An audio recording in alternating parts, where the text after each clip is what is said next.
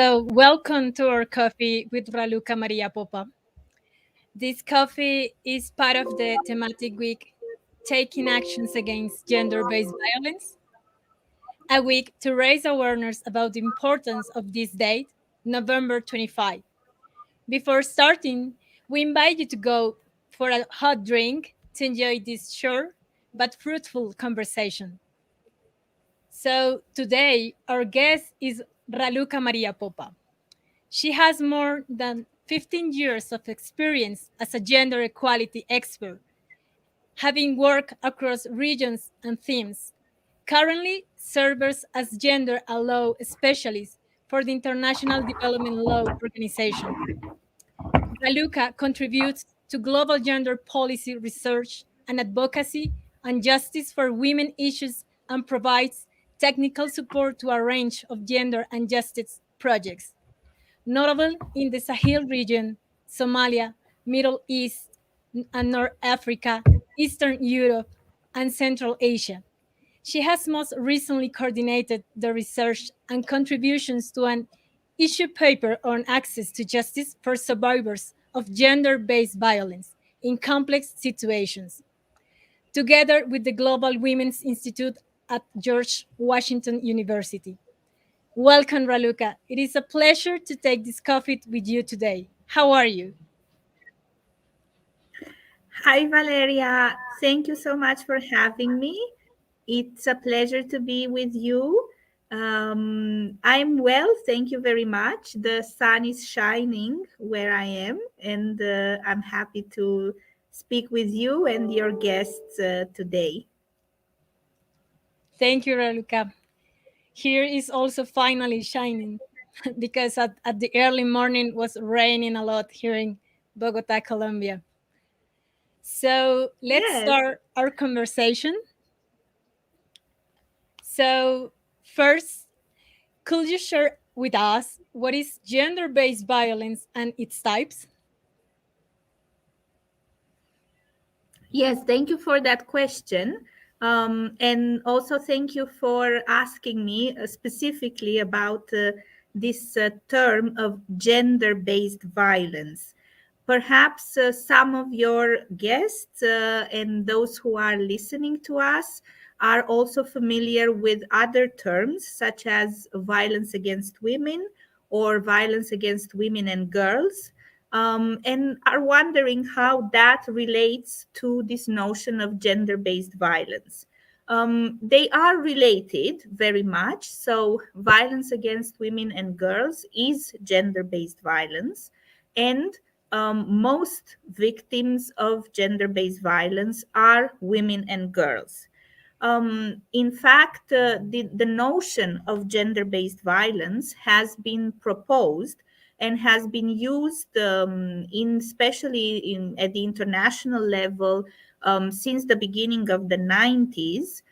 For example, since the adoption of the General Recommendation 19 of the Committee on the Elimination of Discrimination Against Women in 1992, it has been used to highlight the fact that violence against women is rooted in gender inequality and power asymmetries between women and men.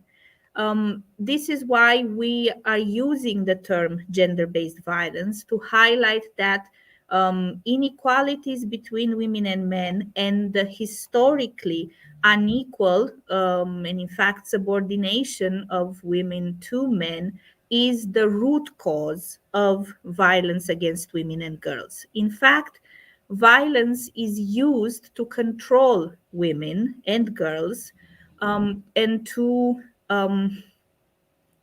make them conform with society's expectations, attributed roles, and to make them accept the system of power and subordination that places them in an inferior position to men.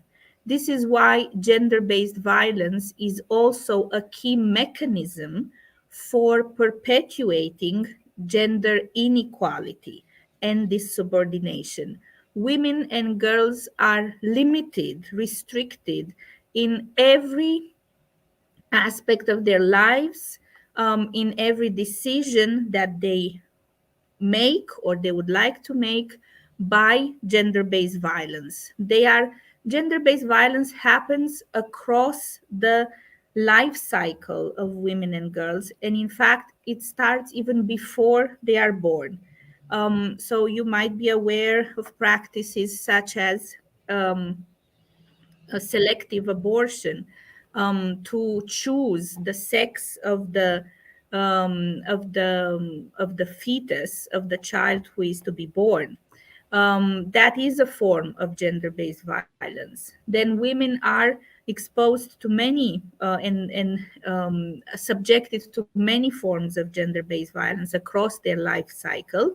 And a particularly risky as part stage of their life is adolescence, or the moment in life where women are perceived to be, or girls are perceived to be, ready to marry. So in that moment of their lives, they become also subjected to many forms of gender-based violence, be they forced or early marriage, harmful traditional practices, such as female genital mutilation, and sexual violence. And then they are also subjected to other forms or specific forms of gender-based violence towards in other stages of their lives. So I think what I would like to highlight is that gender-based violence affects many women and girls. One in three, according to international data, one in three women are subjected to physical or sexual violence by an intimate partner or sexual violence by a non-partner. But gender-based violence also affects all women and girls. It affects also those who are not directly victims, because it creates that environment of fear and that environment of um, creates a norm in which you can expect at some point in your life to become a victim, to experience some form of gender-based violence. And that is also why it is part of gender inequality. Um, so I think that's an important idea for me, that that survivors are directly affected, but in fact, all women and girls are also affected and impacted by gender-based violence. Um, I'll stop there. Thank you, Raluca. And I think that is also why this paper that you were working with the George Washington University is very relevant, because it's not only about this physical violence that we can see, it's also the other wide violence that the survivors have to deal for the rest of their life, and is this health and emotional violence that women and girls in their diversity suffer because this physical violence that they have experienced. So that's, I think, is it's relevant, these researchers where you have you working, because it's important also to raise awareness about this type of violence that is hidden, that sometimes we don't talk um, more than the evidence of the violence, uh, because this is another type of violence which women and girls in their diversity have to deal. So thank you so much for give us this brief explanation about what is gender-based violence and how we can identify it. And now, from your experience, what is the general picture regarding gender-based violence uh, worldwide, in terms of, if you think, if you consider that we are giving some steps to advance to eliminate gender-based violence if the governments are taking these actions to respond and to prevent gender-based violence. Because sometimes I think that even governments and civil society just try to respond to the situation, but not to prevent. So, what you can say to us about this? Yes, first, I'll come to that question in a moment. But first, thank you for mentioning this issue paper once again, and the research that the organization I work with, the International Development Law Organization, or short IDLO, and the Global Women's Institute at George Washington University have worked on, because what that paper does is that it highlights the need to put survivors themselves at the center of the response to gender-based violence, whether it is by governments or by justice institutions, by police, by services. And it relates quite directly to your question about what is the general picture and how our responses to gender-based violence currently taken. The and the Unfortunately, the answer to that is that by and large, these responses are not survivor centered. And what do I mean by that? In the first place, survivors are not supported. So, women and girls who suffer different forms of gender based violence, whether it is domestic violence or sexual violence or harmful traditional practices, they are not supported. They do not feel encouraged. In fact, they feel afraid or ashamed to speak about their experiences. So there is a whole culture of silencing survivors. And as a consequence, most women who are victims of gender based violence never speak about their experiences to anyone. And that includes family or friends. And I think that is a chilling realization that most women and girls who are victims of gender based violence suffer in silence. Um, Now, further on, survivors who do speak are often not believed, and their stories are not believed or taken over by other voices. They cannot represent their own stories. And in fact, one of the women's organizations that we spoke with in this study, for example, said that a lot of our stories, a lot of survivors' stories, are being told by others, including by international organizations. And we need to create spaces where women can share their stories themselves, can write about their experiences and the work that they do themselves without someone speaking on their behalf or for them. So, survivors need these spaces where they can speak for themselves, advocate, and be supported to take the steps that they feel are needed to rebuild their lives. And now, to also say briefly about a matter that occupies a lot or has an important place in the work that I do. Um, Seeking justice for gender based violence. So, survivors, once again, when they seek justice, whether it is by reporting the incident or to the police, then pursuing their case through the justice system, a step that very few survivors take, then they also face all these additional challenges. Again, they are not believed. In many places, their testimony, and in fact, a woman's testimony, for example, is less than a man's. They are faced with a lot of requirements. First of all, they are faced with the requirement to maybe tell their story many times, which opens the risk of re-victimization. But they are also faced with a general um, culture of impunity that means that in very few cases perpetrators are brought to justice or are facing sanctions. Perpetrators' accountability is very low. So survivors are facing many challenges in the justice system to have their experience recognized in the first place and to receive justice for the harm that they have suffered.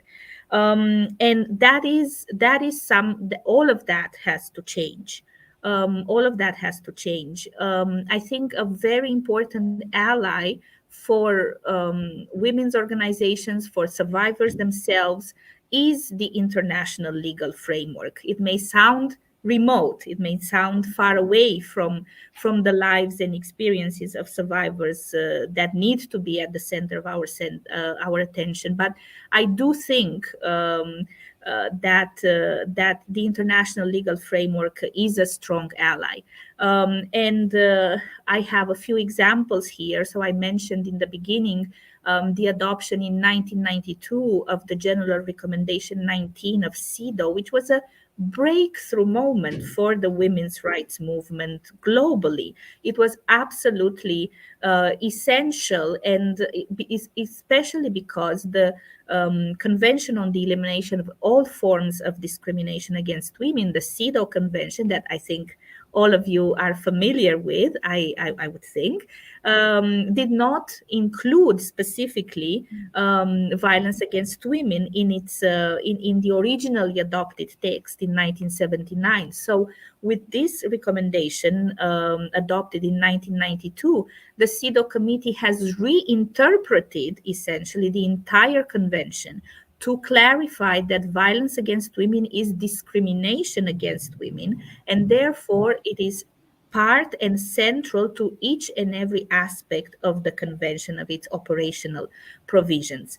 Then another important instrument for women and for protecting the rights of survivors of violence against women and girls and domestic violence is the Istanbul Convention. I'm actually very proud of this instrument because I also modestly participated to its making. And it's a convention of the Council of Europe. So it's a Council of Europe Convention on Preventing and Combating Violence Against Women and Domestic Violence. But it is so it's obviously more applicable to the 47 member states of the Council of Europe. But I think that among your guests and the organizations that you work with are many organizations, especially from Sweden, but from the EU as well.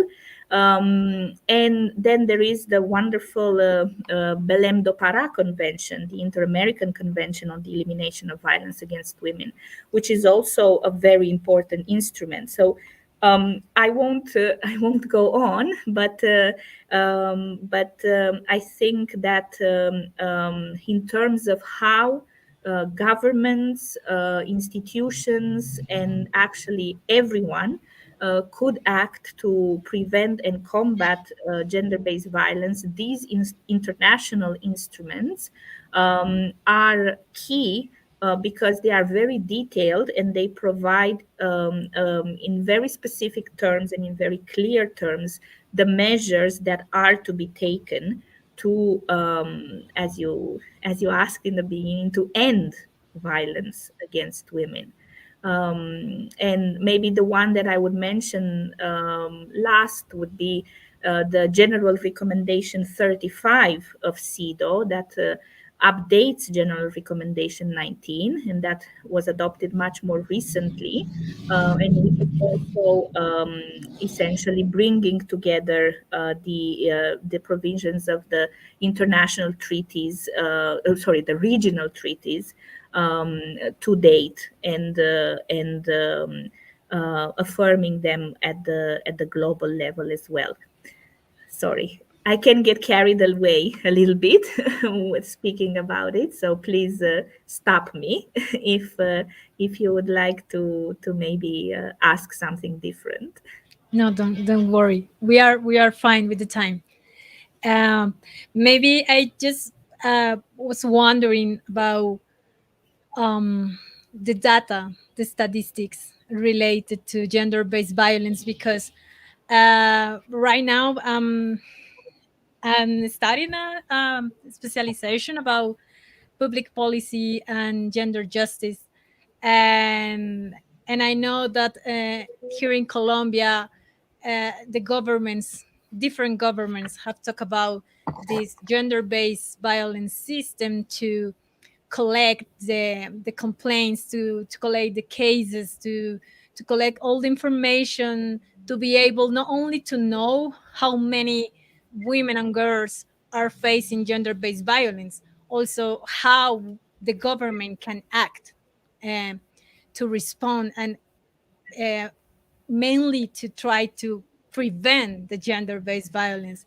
um, so I was thinking that this is not working yet here, and I don't know in other part of the world, uh, some government, some country have a good experience having these systems, these statistic systems that can help us not only to count, to take all these rates that we have, also how to use it to prevent gender-based violence. I would like to. I was just wondering after listening to you if we have some examples, if we are advancing, uh, sort of related to this, to have lesson learned regarding this, because I know that this is a very key recommendation from from the United Nations regarding women's rights and girl rights. But I don't know if some governments or some countries are making some steps regarding this. Mm. Yes. So if I mean the question of data is very important. It is always very important. It is very important with respect to gender-based violence as well, because as you said, it enables us to not to know the extent of the problem, and to know what measures are needed to address it. And here, maybe I would like to highlight that there are two types of data that are very important. The first type of data is the prevalence data, which is usually collected through population-based surveys. So it is representative of the population, or it is representative of the population of women and girls, depends on what type of data is collected. And this enables countries to know what is the extent of the problem. So, how many women suffer gender-based violence, or what is the percentage in the population? And there have been quite a few advances in creating prevalence data and making available prevalence data. The WHO, for example, has a survey and the survey methodology that has been applied in many countries. And the figure that we are usually using, the 1 in 3 women globally who have been, as I mentioned, subjected to sexual and or physical violence from an intimate partner, or sexual violence from a non-partner, um, is the data collected through these WHO surveys. I think in March this year they have actually issued a global overview and meta-analysis of all the surveys conducted using this methodology, and that confirms this global figure that we have. There is also then the second type of data that is very important, and that is administrative data. Administrative data is data that is collected by public services in the context of their routine operation. And this is data about women who report incidences of gender-based violence. It can be data from social services, for example, data from women's organizations. It can be data from um, obviously police. It can be data from prosecutorial services. It can be data from courts. All of these institutions need to collect data about their functioning, about the cases that they are addressing, and particular types of data. So, for example, and this is a major issue with police statistics. So, in many countries, police collect statistics that are not that are not disaggregated by sex. So you mentioned in the beginning, for example, that I do some work in the Sahel region, so in West Africa, and there I have encountered, so in several of the countries where we work, I have encountered the lack of sex disaggregated data in the police, in courts. So generally, but that also affects our ability to know how these institutions address gender-based violence, because we don't know that. I mean, we simply don't know if the case involves a woman or a man who has filed a complaint, etc. Then we also have the issue that, especially police statistics, need to collect data about the relation between victim and perpetrator. So sometimes we have data that violence or physical assault was committed, but we don't know what is the relation between the victim and the perpetrator. Surprisingly, we have such lack of information and data even in cases of homicide. We sometimes don't know what is the relation between the victim and perpetrator, even in cases of homicide. So we don't know if if we are speaking about the murder of a woman, and if it is potentially a case of femicide.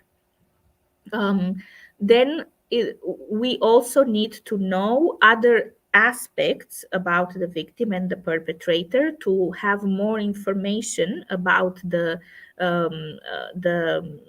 type of crime that has been committed. But these two are essential. Sex disaggregation, and then in cases of violence, we need to know what is the relation between the victim and the perpetrator. That's why, and I know this is a discussion that is quite relevant for Latin America in particular. There is um, a global proposal for a femicide watch, which is, and I think the previous special rapporteur in her, Dubravka Simonovic, in her last report as special rapporteur, has actually highlighted the issue of femicide. And she has also long worked on this issue of the femicide watch. So this is data that would enable us to know how many women are victims of gender-related killings. And this is something that is particularly relevant for Latin America, which is a region of the world where that has the highest concentration of legislation on femicide and the recognition of the issue of femicide, and where this has been at the forefront also of women's mobilization, asking for the issue of femicide to be recognized. I'll stop there again. I don't know if Thank there you. are. Yes. Thank you, Raluca, for answering this question that emerged during our conversation.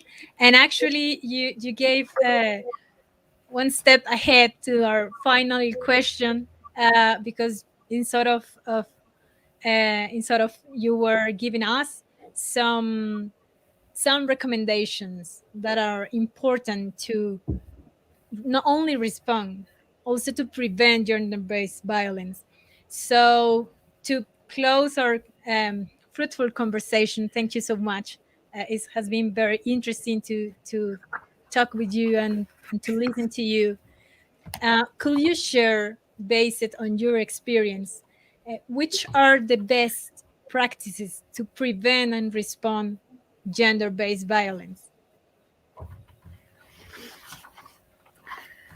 Um, yes, well, I think and thank you also for this question, and maybe I can begin with just a little bit of a critical note, if you want, or kind of a nuancing of this idea of best practices. So again, because you have mentioned, as you have mentioned, this work that we have done recently with the issue paper in complex situations. Well, what we have learned very clearly is that in many countries, it is actually very difficult to find best practices. We found many challenges, but comparatively, we have fewer examples of good practices, let alone best practices. So we speak more of some promising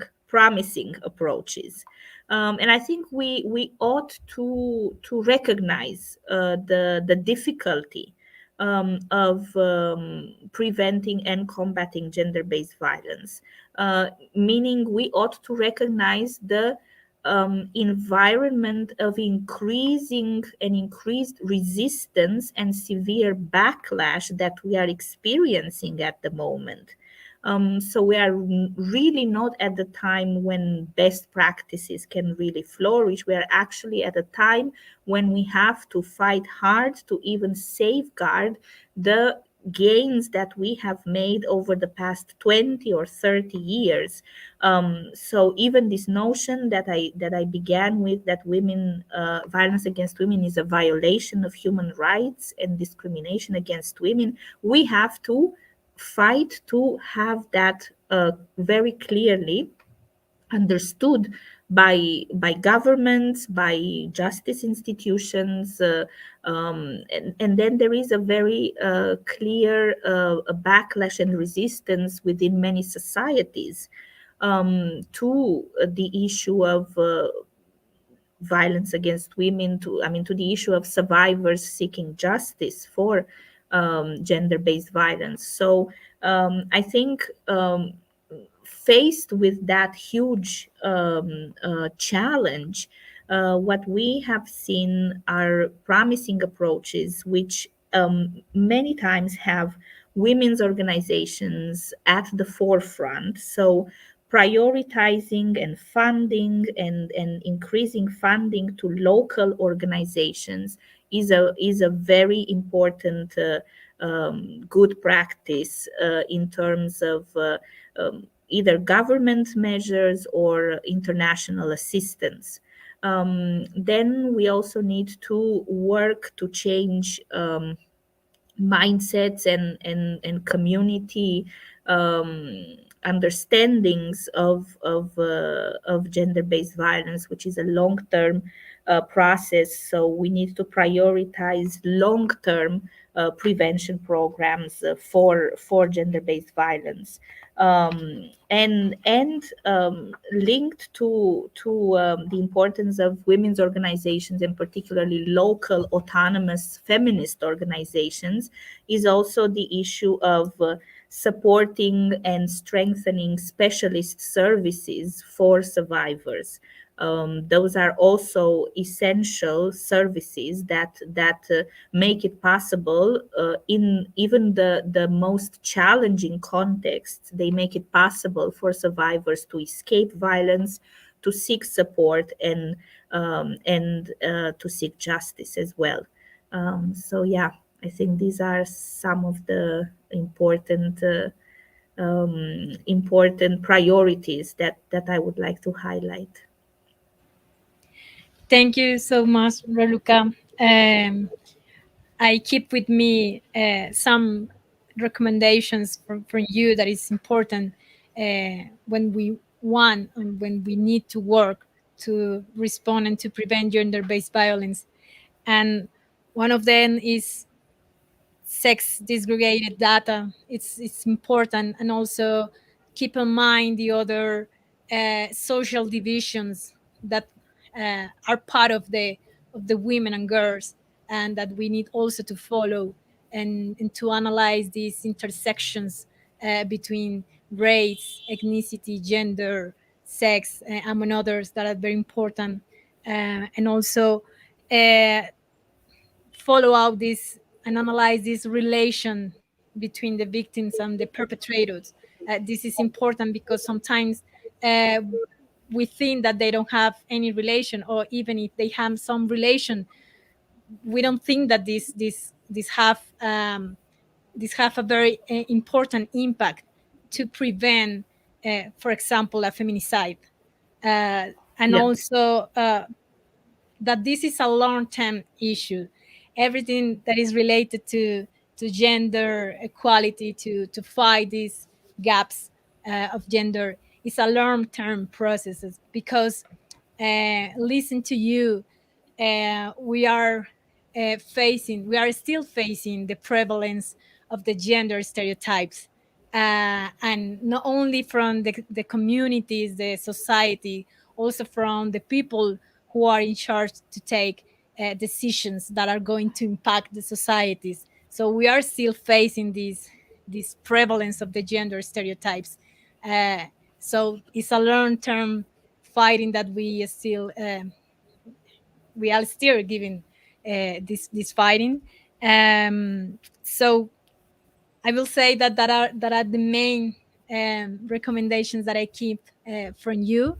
And thank you so much for this time to talk about with us about gender-based violence, to raise awareness about what are their types, and what is the general picture that we are still facing a lot of challenges regarding gender-based violence, but also reminder us that we have some tools, some international legal framework that can be worked actually. For example, here in Colombia, it has been useful, the resolution 1325, for all the violence that we have been suffering in this armed conflict, and also Yeah. the relation between gender and conflict. So we know that this legal framework is not going to solve the problem, because it's not in charge of the international